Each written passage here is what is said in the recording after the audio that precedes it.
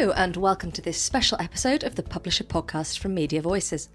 I'm Esther Thorpe, and today we're bringing you the highlights from Monetising B2B information and events, held earlier in May by our parent company Flashes and Flames. Held at London's historic Stationers' Hall, the event featured more than 30 industry-leading speakers and 210 delegates from 3 continents. Before we get into the common themes and best bits of this event, just a reminder that our next event is coming up soon. The Publisher Summit and Awards brings together senior editors, product leads and publishing practitioners for a day of sharing best practice around direct-to-audience product strategies, followed by the Publisher Newsletter and Podcast Awards in the evening. Join us on July the 8th in London with tickets, agenda, speakers and more at publishersummits.com. So back to Monetising B2B. The speakers showed that the B2B industry is going through another transformation, moving away from passive information delivery towards becoming indispensable partners to their customers. There were a lot of topics discussed across the day, but we've picked out 3 key themes: building a moat to protect businesses against AI disruption, publishers as intelligence ecosystems, and the idea of becoming indispensable infrastructure to customers.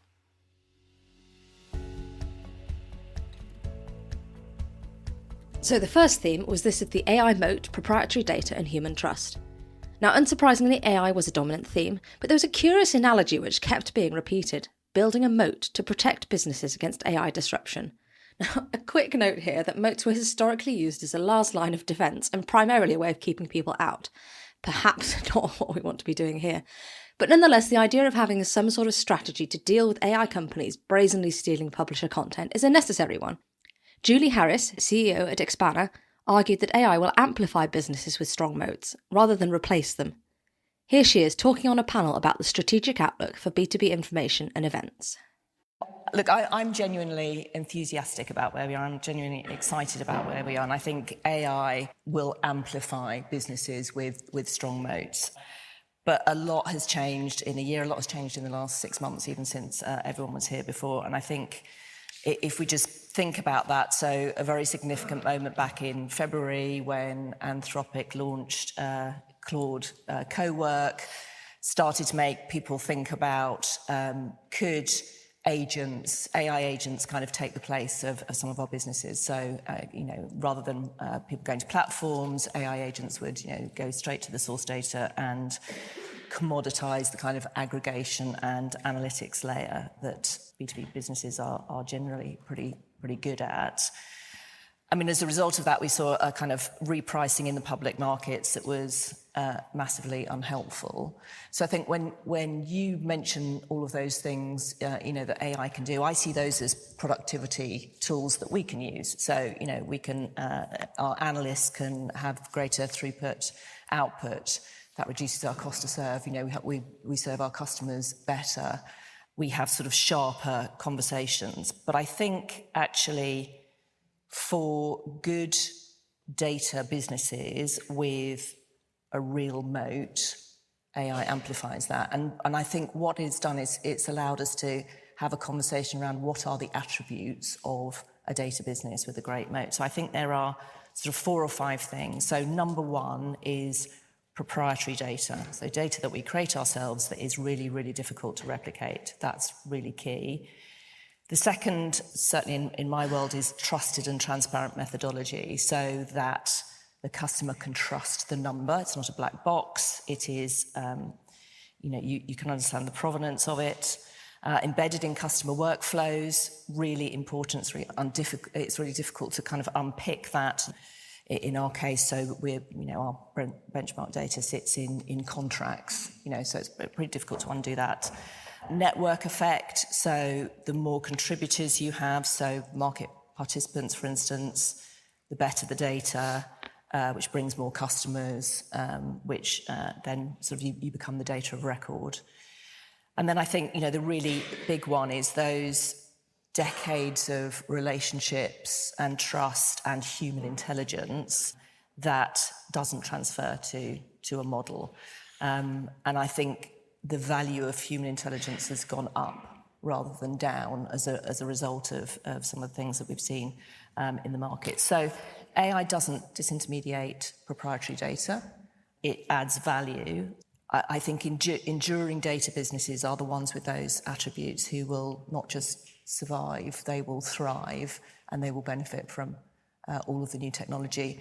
And it's moving at warp speed. There's huge leaps and bounds every 3 to 6 months. So I think as long as you can stay ahead of that, and it's not easy, it's a leadership challenge for sure, but I think there's lots to be excited about. On the same panel, Alex Roth, Director of Strategy at Informa, described their events as a very deep moat because they capture proprietary digital data on human interactions that can't easily be replicated. Our principal business is events. That's where we have the most revenue. And our strategy around events is to actually capture the events in digital form. We've talked about this in the past, which means that we want to capture how people are spending their time, the interactions that they have, their engagement around people, their engagement around products, and their reaction to those things. And so that information that's picked up at the event, that is indeed proprietary. Yes. And a day may come when that can be captured by somebody other than the event organizer. Up in the sky somewhere. Yeah, but at least, as far as I can see, it remains proprietary to us. And that's why actually I reacted internally to Colin's opening salvo, challenging the notion of what is indeed proprietary data. But for us, that forms, I think, a very deep moat. And the fact that this is being generated from unique events makes that moat that much deeper. I think in other parts of our business, we're trying to build walled gardens. Taylor & Francis is a great example of that. And again, that allows us to build a moat. But the nature of that moat is different from the nature of the events moat, for example. Yeah. Face-to-face interaction will certainly be something AI can't replicate for a long time, if ever. In a fireside chat with Colin Morrison, B2B investor Douglas Emsley observed that while many information companies are currently acting defensively, event-led businesses appear more resilient. I'd concur with what Mark Shashua said about actually, we're an events people. We're about the experience that people have at events, and data is a critical part in delivering that. But I think where you've got mixed media models, and I mean, one of my investments is in a company called Semaphore. And Semaphore have taken a very interesting and different view of journalism. I mean, generally media is a race to the bottom. How can you produce content as cheaply as possible, whether that's getting people straight out of university and paying them nothing or using AI? Whereas Semaphore have got the totally different model of they get the best journalists, pay them the highest amount possible, and they make all of their money from events. So they see that journalism giving them the credibility to make the money on the events. And I think we've seen old thinking, and this is new thinking, and I think we're going to see more new thinking, and the older models, I think, will go the way of the dinosaur, as basically AI, if you haven't got a defensible model. And the thing about events is, I think the face-to-face component is the moat. AI can't get over that moat.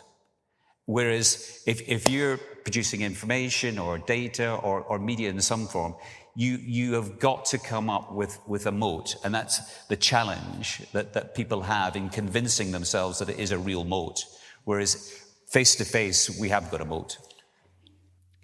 Here's Manco Vitorino, Director of Data Ecosystems at LexisNexis Risk Solutions, talking about trust as a key component of their own moat approach. LexisNexis Risk Solutions has a really deep moat. It was in the business of big data decades before big data became a term. And the reason for that is that it has always built platforms that enable some of the world's most critical, most high-stake decisions to be made. It's not in the business of simply distributing information or data. And so that decision-grade data and platforms that enable you to act is ultimately very, very different from being able to just collect publicly accessible information, structure it, and process it. And I found it very interesting in the morning where trust was referenced quite repeatedly. And obviously trust plays a huge part of the business that we're in, partly because of the markets that we play in. But there's almost like a nuance in what we mean by trust. Some of the trust comes from a reputational perspective, that decades-long legacy. The other trust, I think, for me, is more from almost like transparency of what we do. And I would call this almost like demonstrable trust. I think we're going into a world where decision-making is ultimately going to change. The way we achieve outcomes is going to change. And I think that removes the immediate data that maybe was consumed in dashboards or UI tools, which also a gentleman referenced in the morning, and it hides it a little bit, which means that you have to demonstrate why you are trustworthy. That means that the way you display your products to customers changes, right? Because data is no longer in a visible format, it's behind a question. And so I think we're going into a world where trust metrics become a commodity, where actually rather than just saying, well, the price of a commodity is X, you actually say, this is why you can trust. So you show the methodology behind everything. Yes. I'll leave our final of many notes on moats with Leon Sanders Calvert, President of Economist Enterprise. He cautioned that many businesses wrongly assume they have a moat at all. AI, I think, does cause a degree of existential review that needs to be taken extremely seriously. There's two sides of the coin, of course. There's the defensive side against what AI can do, which is, I guess, where we focus on the moat. And actually, there's a lot of consistency that I have in terms of Julie's comments. I'll come back to that in a second. There's also being really thoughtful about how you can utilize AI to drive growth in your business. And those two things are related, but they're not necessarily exactly the same. On the moat side, I would narrow it down to three core principles. Every business has to do their own really tough existential review. I totally agree with you that everyone thinks that they've got uniqueness and kind of proprietariness, and it's heavily protected, but it's very easy to assume you have a moat when actually you may not in this context. But I think probably there's three elements to it which are relatively consistent. The first is the level of proprietariness or uniqueness of the data and the difficulty to replicate that. Right? It's one thing having unique data, it's another thing if actually the ability to actually, for someone else to recreate that uniqueness is very low, right? So it's got to be sort of a challenge to be able to recreate that data. The second thing, I think you're absolutely right, is trusted. One of the problems that AI in a generic sense has is whether it's trusted or not. All the discussion of hallucination and the fact that it's largely non-deterministic, which can be super valuable in many ways, but can also be a major detriment. So having highly trusted content is really, really important. And the third thing is, I guess, the premium that human expertise and other artisanal elements, I think can, I don't think necessarily will, but I think can, if done well, you can kind of create real value out of that. You have to be able to monetize that and commercialize that, which is a whole other challenge. But certainly human expertise, I think, will fetch a premium if you can deliver that effectively. The challenge, I think, with things like human expertise and artisanal content is that you don't want your business to be turned into a consultancy, lots of once-off revenue, and et cetera, et cetera. So the commercialization aspect of that is key in my mind. Looking at the wider AI picture, speakers generally agreed that AI easily replicates commodity content like generic summaries and data aggregation. However, it increases the value of proprietary data, trusted methodologies, and human judgment. There are differing approaches across the B2B companies on stage about AI use. The Economist's Leon Sanders Calvert already warned about assuming data is unique. Dow Jones Energy, on the other hand, views AI as an accelerant to reach verified answers faster than competitors, as EVP and General Manager Sarah Cottle explains. We think of AI as an accelerant. It helps us get to the answers we want to get to faster. It's a tool, but it's also a channel. It's a way we can distribute our data. We can make sure it's getting out in the most integratable, don't think that's a word, ways for our customers so they can get embedded in the tools that our customers want to use. It's not a competitor for us. And I think, everyone in this room knows that the value of AI is only as great as how good is the data going in.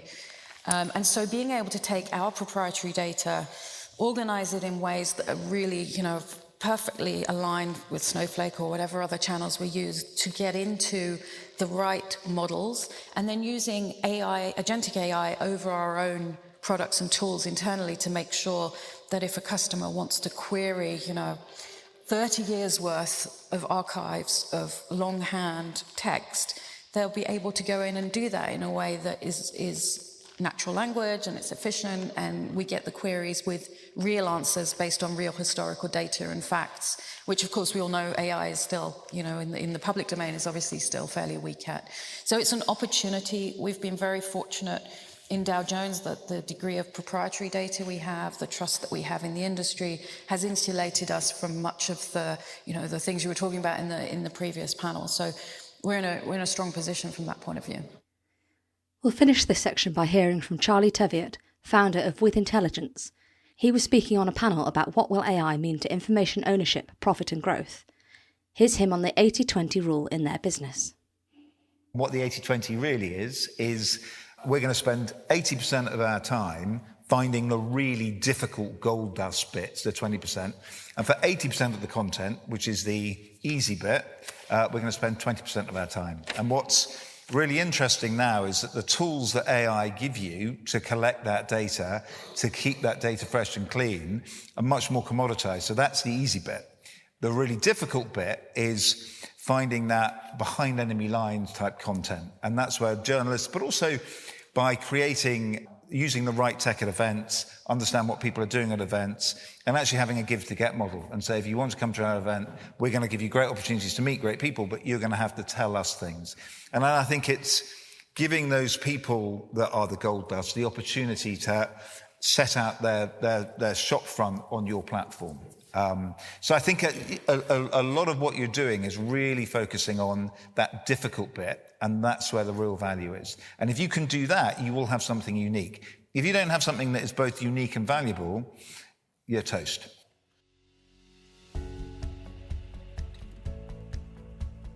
The second theme running through Monetising B2B was the blurring of lines between publishing companies, event organisers, and data. Everyone working in B2B will have seen examples of publishers describing themselves as data companies, moving away from being content first. But what we saw from a number of organisations at the event was descriptions of becoming intelligence ecosystems. These B2B firms are now defined by the role they play in their industry rather than the media format they produce.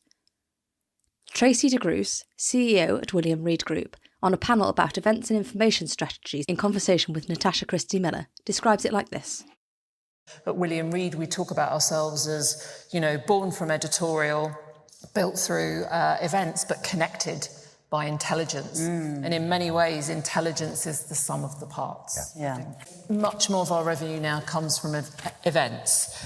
And that's amazing. And that's where our audiences are looking for us to sort of build sort of elements of that, because that's obviously serving a huge purpose and value at the moment.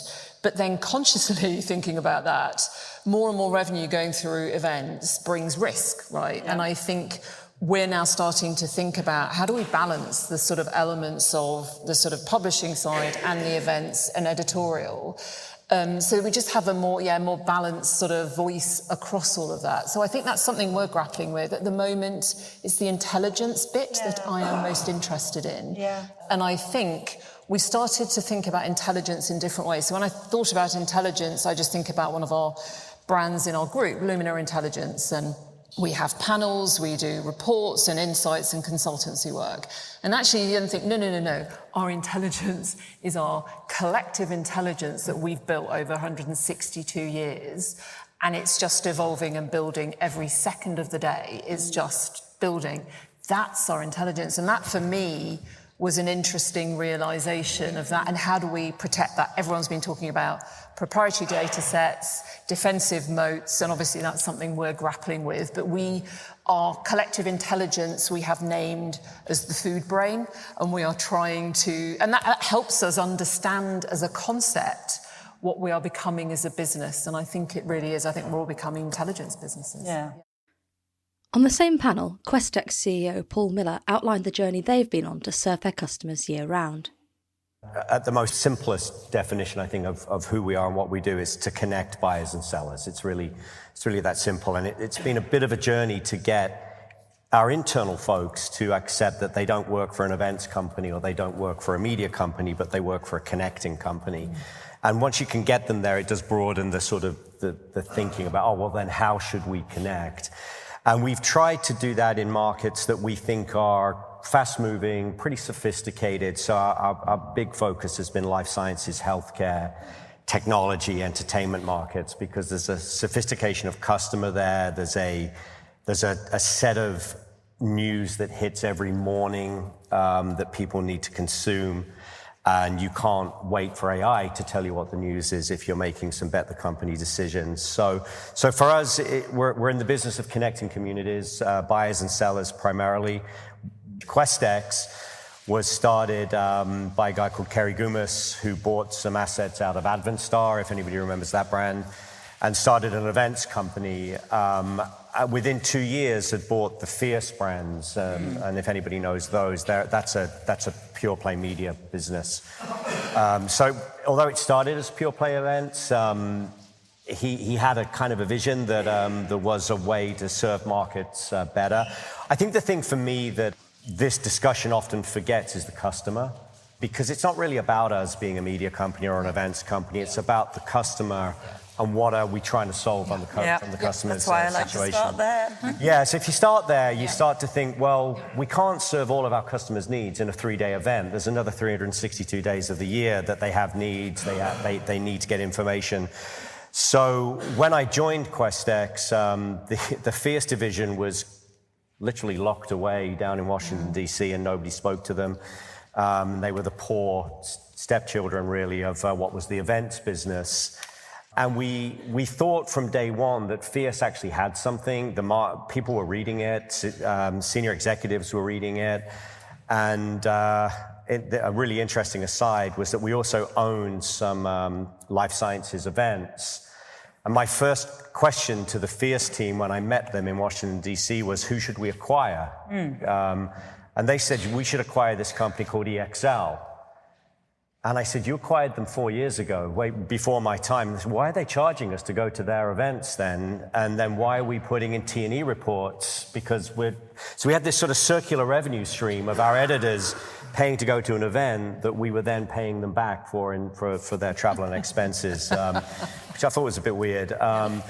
So we actually collapsed that business into one, and we rebranded it as Fierce. And the net of all of that was that the customer response was, we've been waiting for this. We couldn't believe you were not doing this. And they've actually ended up spending 100% more with us because we have combined the media and event business into one way of serving that community. And to put no finer point on it, the reason that we've just been acquired, as you referred to, is because of that strategy. Okay. The way of combining content year-round with a better, more informed event is what's really attracted this particular PE company to the business. For the FT, the close integration of their events business into their editorial and subscriptions efforts is producing tangible rewards, as Orson Francesconi, Managing Director of FT Live, told Colin Morrison. And I can give you some really interesting insight. We've got an incredible data team that run econometrics models every day on pricing of the newspaper, pricing of events. One of the things the insights they've come up with is that if a subscriber attends an FT Live event, they are 8 times more likely to renew their subscription at the end of the day. Now, we have 1.6 million subscribers. 36% of FT Live's attendees are subscribers. If you multiply that and you put that 8% into a lifetime value model, we're talking millions and millions of uplift in pounds that don't flow to FT Live but flow into the subscription business. And so you've got this beautiful virtuous circle where events are feeding subscriptions. And so, yeah, I would say very integrated. Simon Foster founded B2B events, data and media platform Arc Network 5 years ago with the specific intent of avoiding the brittleness of pure events businesses. By designing each brand around communities rather than formats, he's got a blueprint which works. I still say content, information, they're the same thing, whether they're live, whether they're digital, whatever. You're enhancing the experience and driving that. So I try not to distinguish between media and events, although, as you will talk about, I'm sure later, that became important from the skill sets we had in the business. Every single acquisition we've made, we focused on the community that we're in, so we're in good, strong markets, and I wanted them to have three key characteristics. A strong content model beyond the live event, also, obviously, strong, well-known brands in terms of what they were doing and in the live events themselves. But then I also wanted to make sure that we had a membership model. And I deliberately call it membership. I don't just mean subscriptions. Subscriptions is the way you pay for membership. Membership is about belonging, about being part of the community, and what we're trying to fuel, whether that's paid for, and clearly I do like paid for membership, or whether that's permission-based membership is really important what we do. And the experience we give to members is linking all of those together. On a panel about what data can mean to information and events, SIFT CEO Louise White gave some examples of how data works to link editorial and events in practice.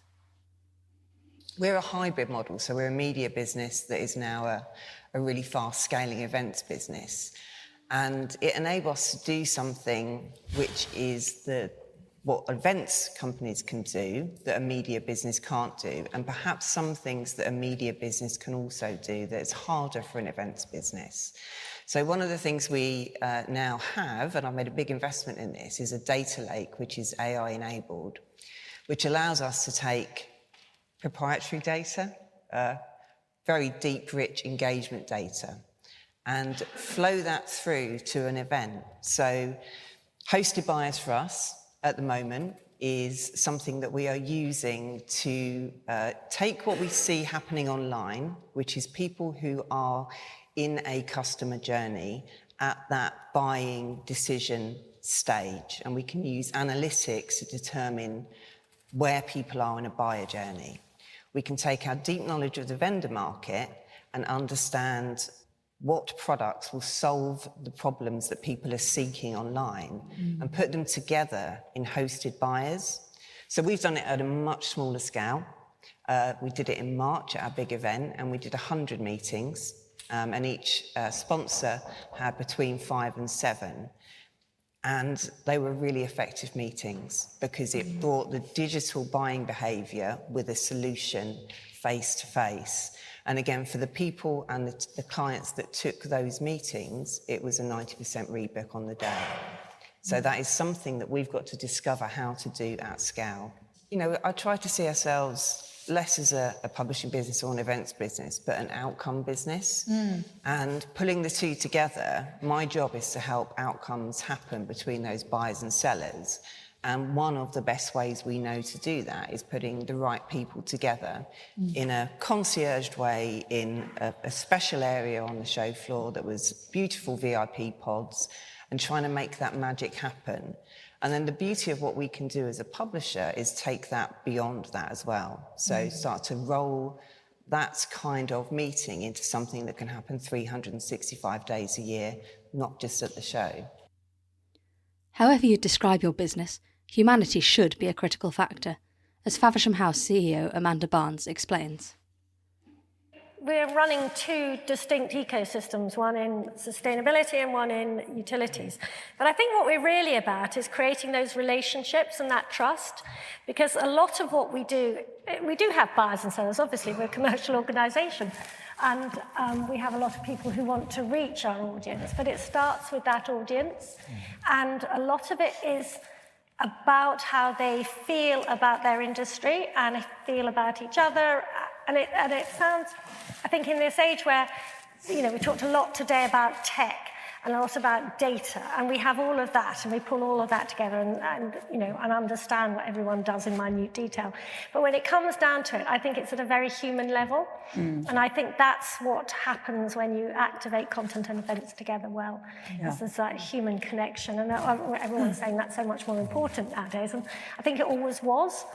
But I suppose it's creating that ecosystem where that can exist.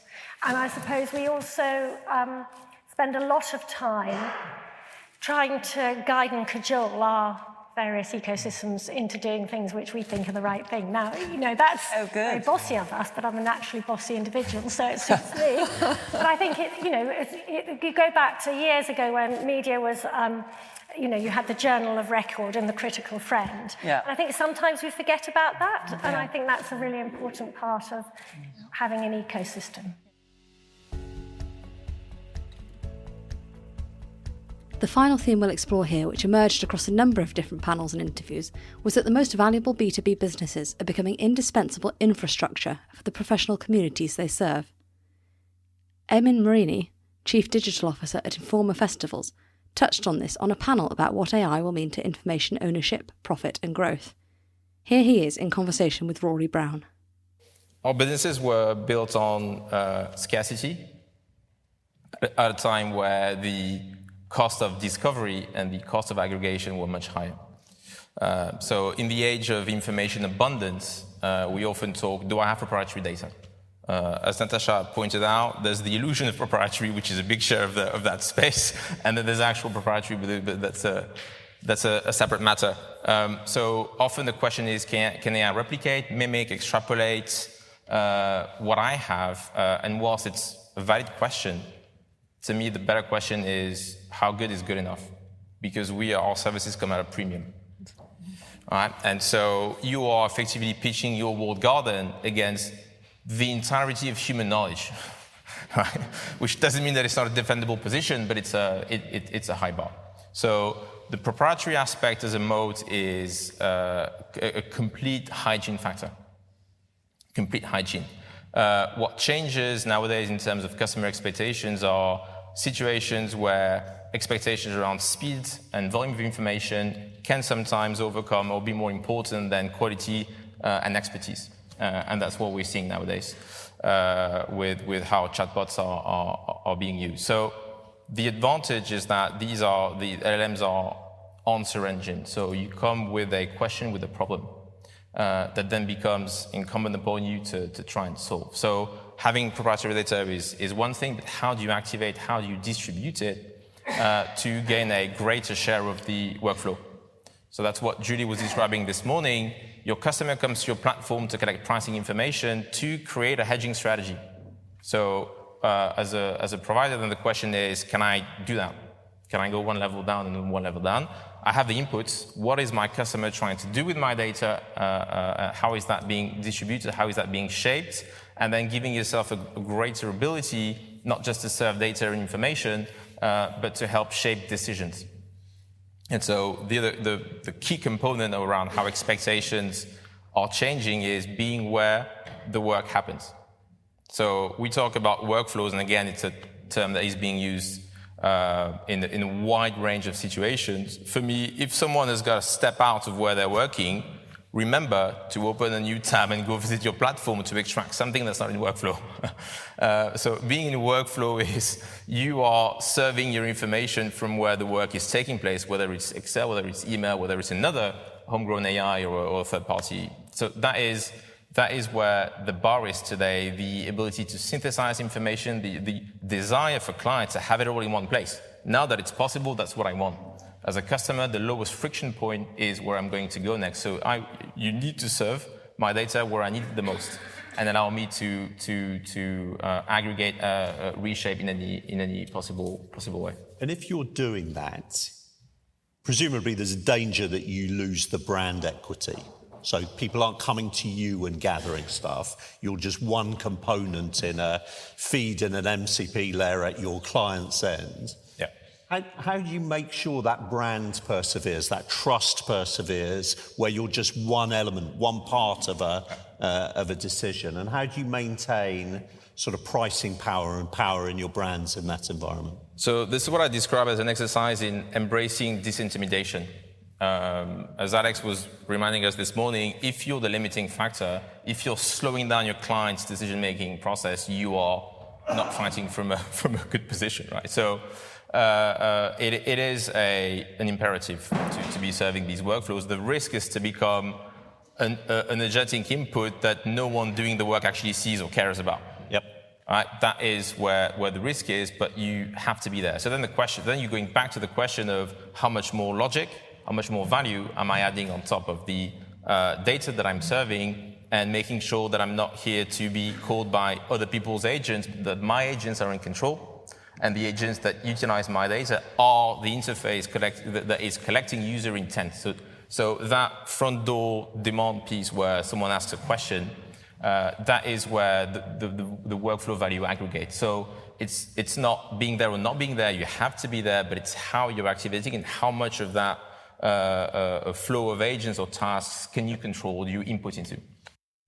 Expanner are using AI to enrich cost models, which allow retailers to build product recipes and see real-time benchmarked prices for every ingredient, packaging and freight cost.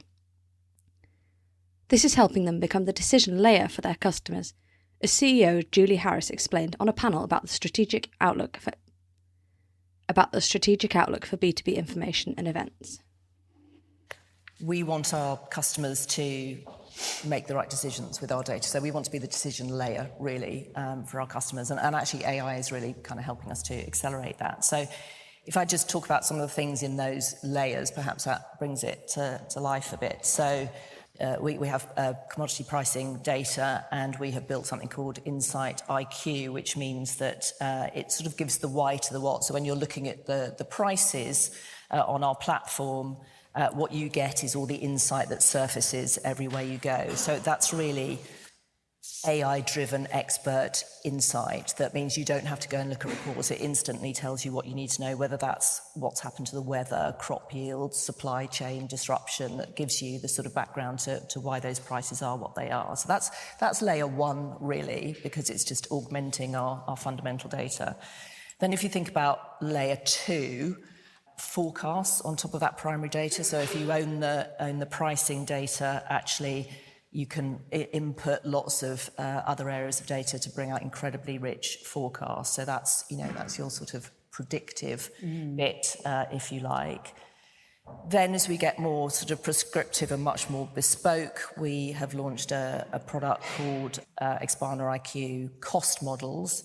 And that's where, if you imagine you are a food retailer, you're a Tesco and you want to launch a food product, you need to do a cost model across all of your ingredients and everything that goes into that food product.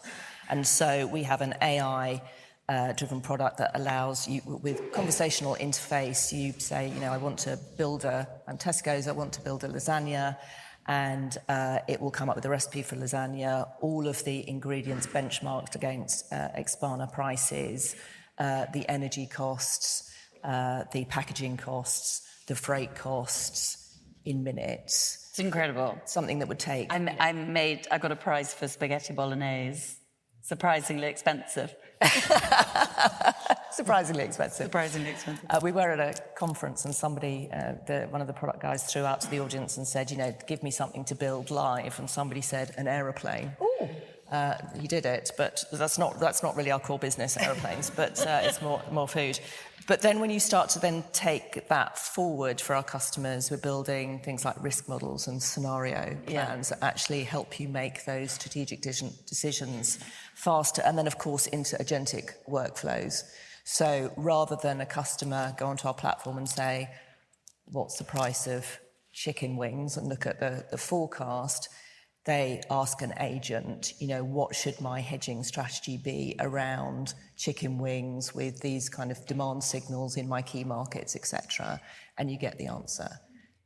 Natasha Christie-Miller concisely summed up this theme overall from this panel she was moderating.